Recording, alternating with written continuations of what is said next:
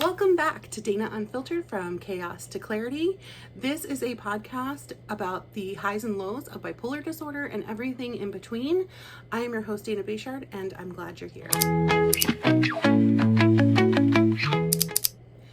Today we're going to talk about parenting. Probably my favorite subject on the planet, because I get to talk about my kids and brag about my kids. I have two children, a boy and a girl. They are amazing in every single way. They have taught me so much about life and what life means and how to live and how to be happy. I never knew parenting could be as amazing and as challenging as it's been. So we'll go ahead and we'll start off from the beginning. So I found out that I was pregnant with Emily in April. It was amazing. It's crazy how I think when your first pregnancy happens, it doesn't set in. It doesn't seem real. I must have taken 25, 30 pregnancy tests before I finally got it in my head that I was pregnant. I had a feeling all along that it was a girl. We found out, I think somewhere in July, August. We found out for sure it was a girl. I knew exactly what her name was going to be because I had picked out my entire life. Emily Marie was going to be her name. The reason is my paternal grandmother was named Emily Marie, and she had such an influence on me when I was a kid. She passed away when I was 5 years old, but I can remember specific times being with her and saying that she was my best friend and sitting with her in her rocking chair. And so it was a no-brainer that my child was going to be named Emily Marie. Luckily, my husband was on board with that as well. During the pregnancy with her, some things kind of happened that just, I look back now, while babies can go through trauma in the womb, I think Emily had a little bit of trauma in the womb. Andrew and I were going to move into a rental house. Long story short, we were living in a 2-bedroom apartment, which we could have been just fine raising her, but we wanted to have a house. So we were going to rent a house. We put a deposit down on a house.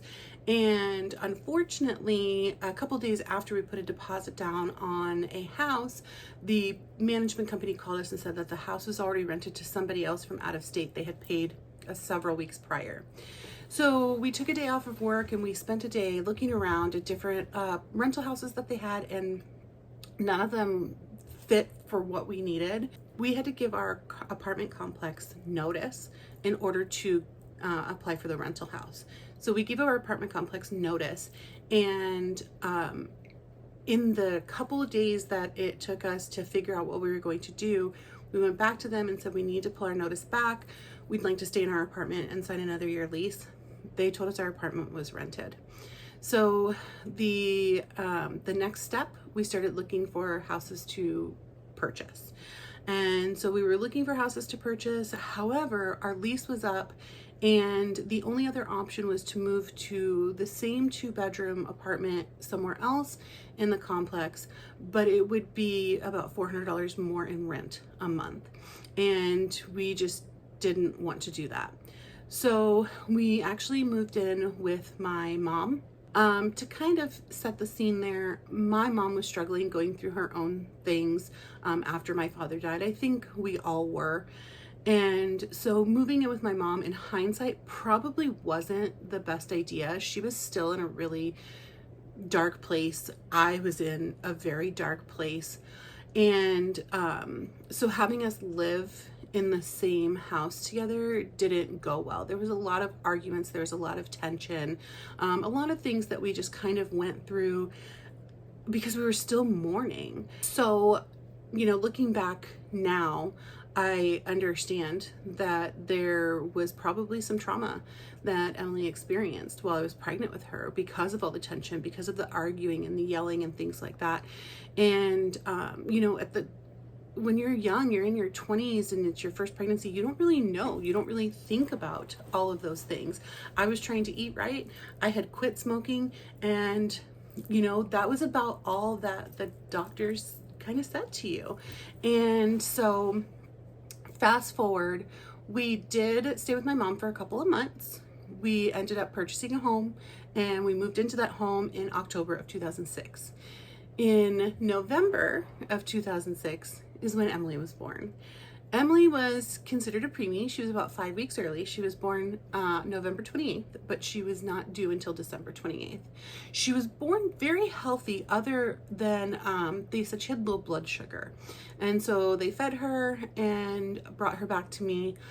I can tell you that I was not prepared for the emotions that came with motherhood. I had no idea that crying would be my new and only emotion. I looked at Emily and I went from, how is this even real, to I have to protect this little person with every fiber of my being, and I have to do everything absolutely perfect so that she's okay. And so what ended up happening was the lactation consultants came in, we had a conversation about breastfeeding, and they were very strict on their opinions on breastfeeding. Don't give a bottle, put her to breast every time, it'll work. Even if you feel like it's not working, it'll work. And so we tried this for several days. Again, new mom. I didn't know that I didn't produce breast milk. I was trying to pump, I was trying to do all the things. So they kept us in the hospital for a few days, but Emily was getting more and more jaundice, orangey, as the days went on. And they, the day came to release us and they said, she's very jaundiced. They did her blood work and they said, come back tomorrow. We had an appointment the next day. They were going to check her blood work again, and then we were going to go from there. So the next day we took her to the doctor. They did the little prick on the heel, and they said her bilirubin level was at 25. This was a dangerously high bilirubin level, and so we had to take her immediately back to the hospital. We took her back to the pediatric wing of the hospital, where she sat under Billy lights to try to get the bilirubin out of her system for 5 days. During those 5 days, I had cried more than I had ever cried in my entire life. I didn't know what I was doing wrong. I didn't know how to help her. I felt like I had caused her this discomfort, and she was this little tiny baby, and here she is just a few days old, and I'm already ruining it. And so it came to the point, I think we were back at the hospital for a couple of days. She was under the lights, and I said, I can't try to nurse anymore. I'm giving her a bottle. And so I started giving her bottles, and she, between that and the lights, she slowly kind of got rid of the jaundice. And by day 5, she looked clear, she looked good. We were able to go home as long as we were, bottle feeding her, because I didn't produce what I needed to produce.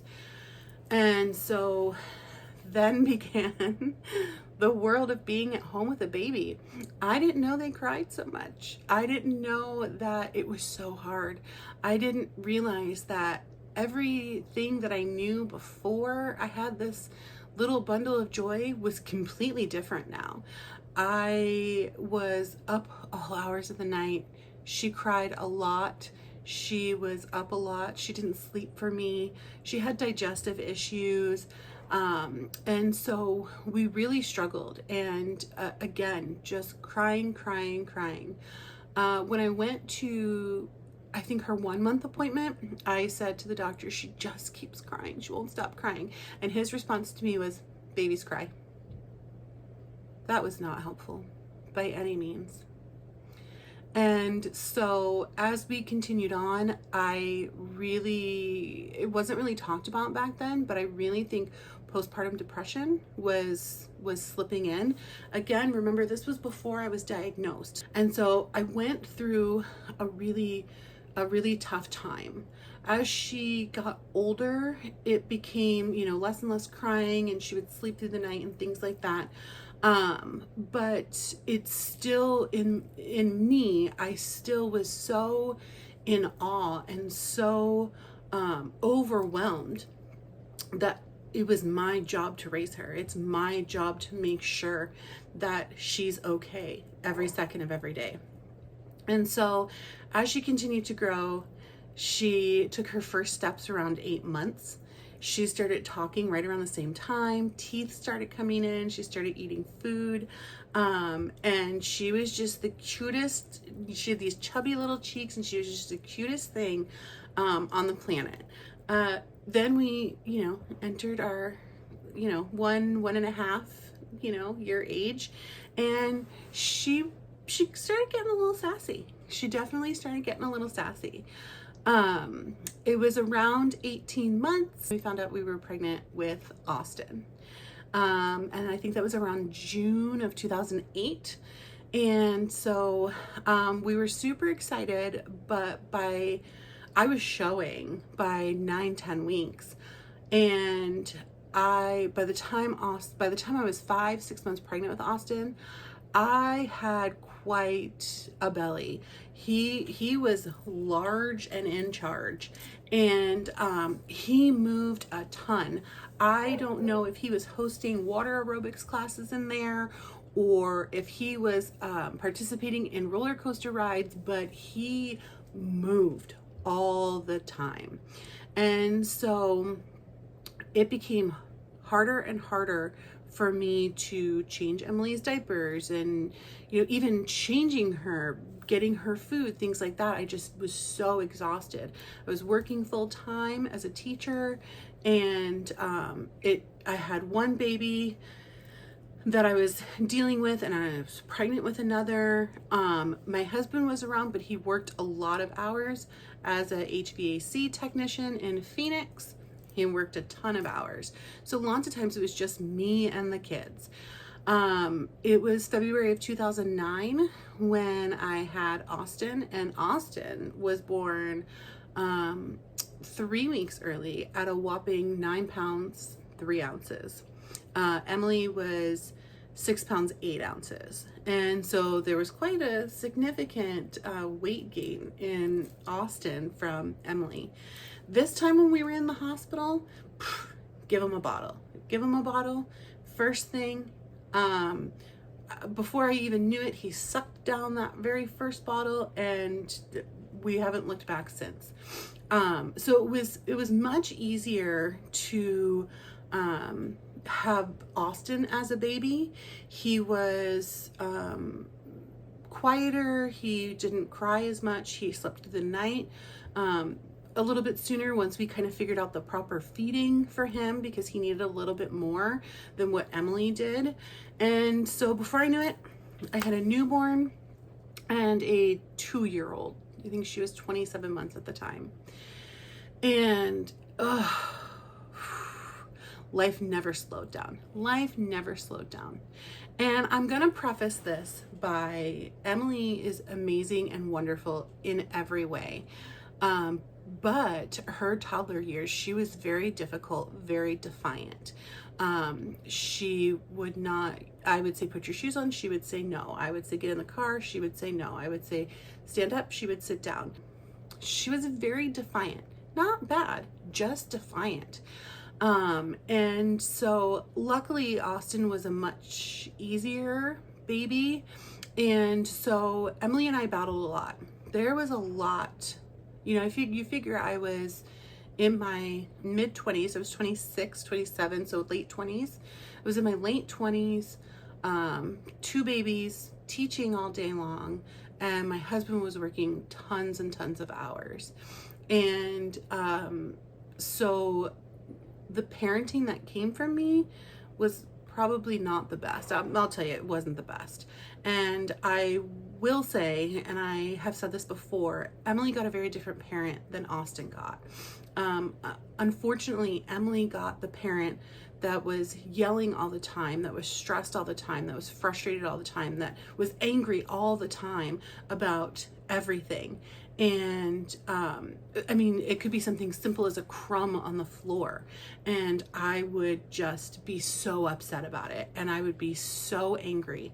And at the time, I just kept thinking, why is Emily so defiant?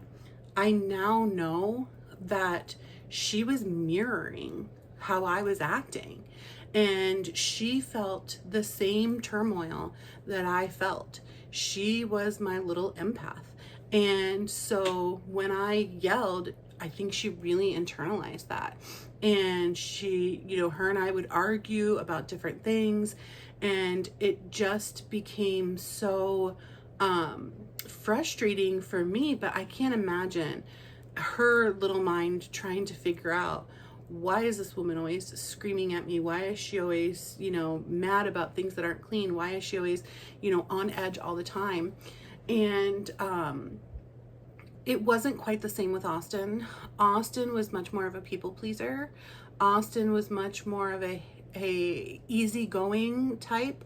Not that he didn't feel my anger or my aggression. I just think it was kind of different than what Emily went through. I remember just getting so mad that the toys weren't cleaned up, or that the games were across, scattered across the room, and slamming things into bins and buckets, and why can't you clean up after yourself? And just kind of that, that very just so on edge. I had no idea at the time how to relax and enjoy the moments that I was in. And if I can regret anything, that's definitely that I was so absent. Even though I was right there, I was so absent in so many ways, because I couldn't wrap my head around that the toys didn't matter, the games didn't matter, the crumbs on the floor none of that mattered. What mattered were my children. And so, although Austin witnessed Emily and I arguing with each other, and she would yell at me, and she would cry, and I would cry, sometimes all three of us were crying, things really started to change as they got older. When I decided to take a year off from teaching during it would have been my 10th year of teaching, I decided to take a year off and stay home with the kids. It was in those moments that I was home with them that I started recognizing something isn't right. Something doesn't feel right.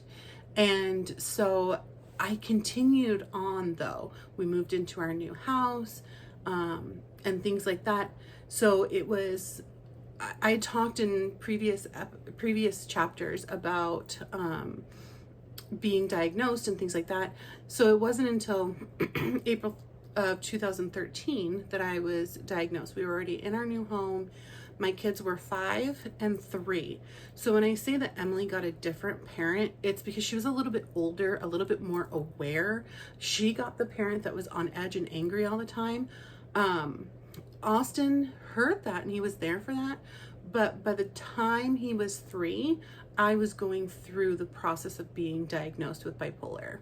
And so all of that became very clear to me. So once I was diagnosed, it didn't happen immediately. The medications, it's not an overnight fix.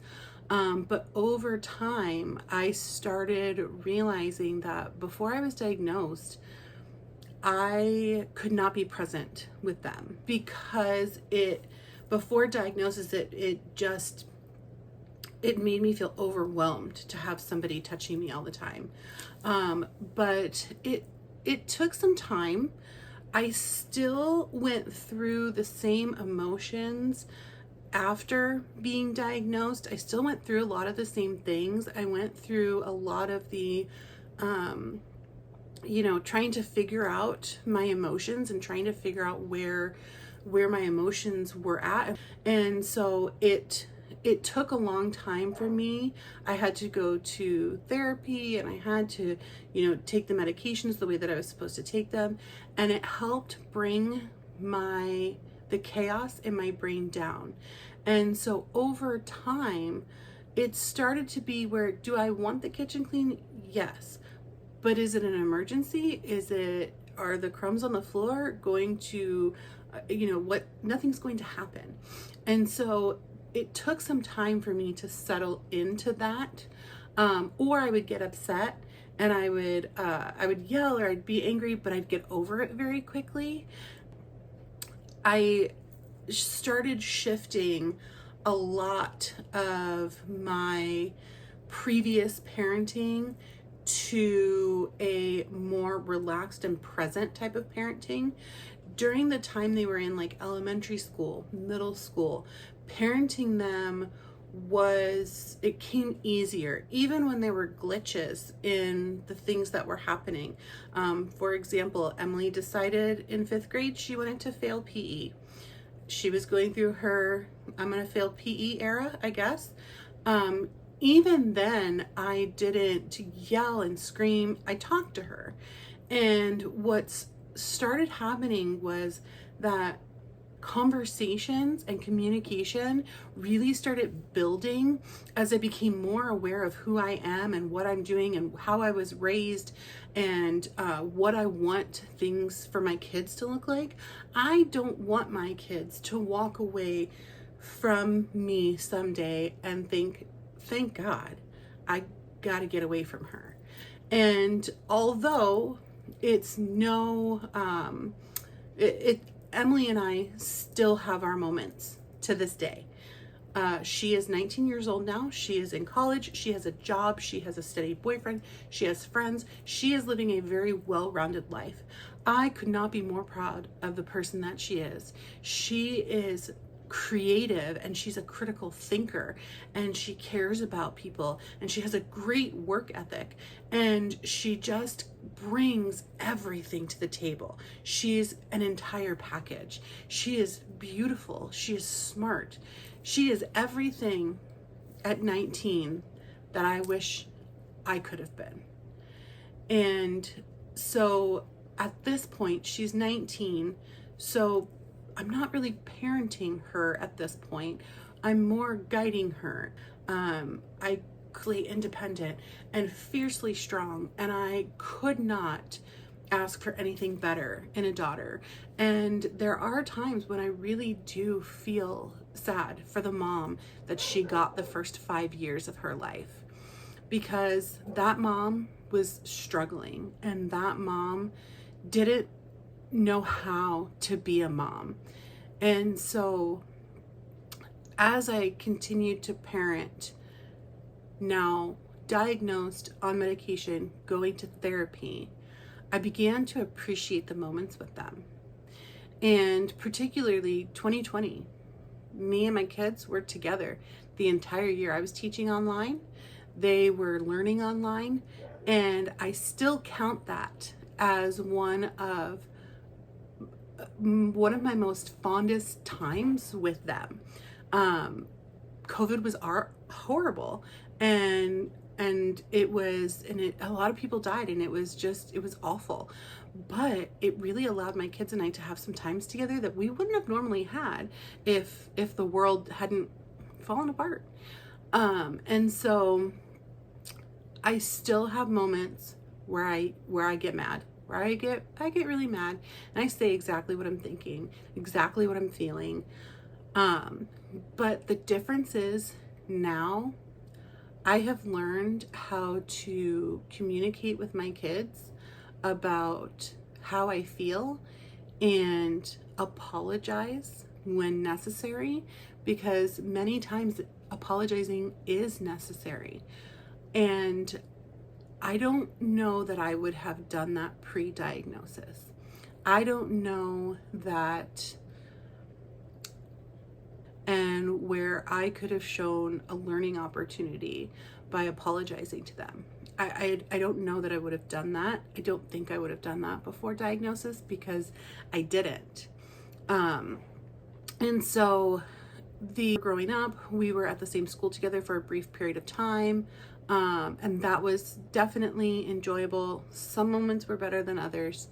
But overall, had I not been diagnosed, I don't know that I would have learned how to communicate and how to be present and how to focus on what my kids need.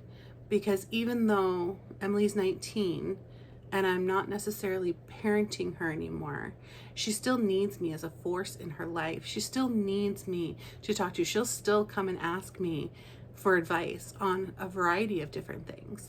And so if it wasn't for her all those years ago, when I was in the midst of chaos and I was in the midst of crazy, if it weren't for her, I may not have stopped and thought about what I was thinking of doing.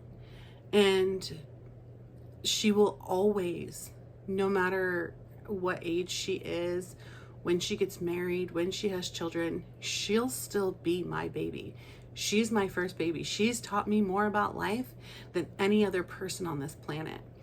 And so I appreciate that now. I don't appreciate her attitude sometimes, but I appreciate who she is. And so moving on to Austin. Austin was, my pregnancy with him was pretty simple. His birth was pretty simple. Everything was pretty easy. He was a calm baby. He, just wanted to be loved. I knew a little bit more about what I was doing when I had him. So it made things a little bit easier. He's now 17 years old. He is going to be a senior in high school next year. And he is vice president of the National Honor Society at his school. He is looking at colleges. He has a girlfriend. He has friends. Again, he works. He's an amazing kid. He is smart as can be. He's sitting on a GPA of 4.61 at the end of junior year. He is very smart. He is very capable. He has a good work ethic as well. And his independence is coming through every single day. And knowing what to do and how to do it, is half the battle, right? Both kids are actually, they were labeled gifted in school. And so they have so much going for them. And I can't help but think that all those years ago, had I gone through with the plan that I had, I would have missed out on all of this.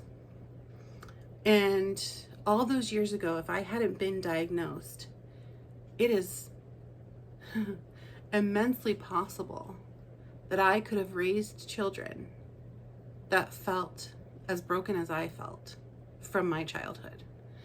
And I am not a religious person by nature, but I do thank God for allowing me to get on a path that was able to raise children and break our generational curses. Now, I do know that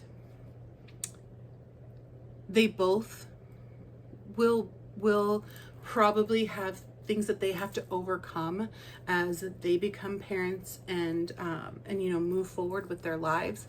But the hope definitely is that they'll have more tools than I did, and they will be able to parent their children with kind and loving strategies, and they won't start out with the screaming and yelling and all of the things that come with that. Now, I will say that although my children dealt with me on a different level before I was diagnosed, and so even as they have gotten older, they still want to hang out with mom sometimes, and they still want to do things with me, and that just makes my heart completely full. And I try not to dwell on it too much, but I do have that guilt sometimes of what things were like before I was diagnosed and the person that I was before I was diagnosed. But I know that the person that I am today is a person who will not give up on herself and will not give up on my children and will not give up on my husband or my marriage or anything like that. I will be here. I will be here for the long haul. And that's something that I couldn't have said even, 5, 6, 7 years ago. I was still struggling to put the pieces together. And now I know that you can be upset with somebody and you can get mad at somebody, but you don't have to stay in that place. You don't have to continue to be there. And there were things that I wish that I would have done better with my kids. I think every parent thinks that. But overall, I feel like I raised some really good, independent, amazing, smart, all the things kids. And everything that they do every day still amazes me. All their little artwork and all their little projects and things like that, it still amazes me. And I still feel in awe of these two children. And although I did not 100% break the generational trauma, because there's still trauma in me, I know that I gave my kids the opportunity for a much better life, for a much better outcome, for becoming parents themselves, for becoming spouses someday. And I see this in them every single day. And to know that I was a part of that, it makes me breathe a sigh of relief that I was part of that, that my kids never went to bed hoping that they weren't here. And so as I kind of tie this up today, parenting is a tough job. It requires so much of you that you don't always have to give. Parenting is the biggest, best job you will ever have in your entire life. And it's important that when we know better, we do better, because we are raising people that are going to go out in that world and become productive members of society. And we can't let that down. We can't let them down. We can't let that go to the wayside. And so I urge, if you're struggling with something, to figure out what it is and to work on healing, because you matter and the children that you put out into the world matter. I'm sure in later episodes my kids will come up again, because I can't help but brag about them. Thanks for going with me on this journey today. I'm glad you're here. I'm glad you're with me. I'm glad you're with us. And we'll see you next time.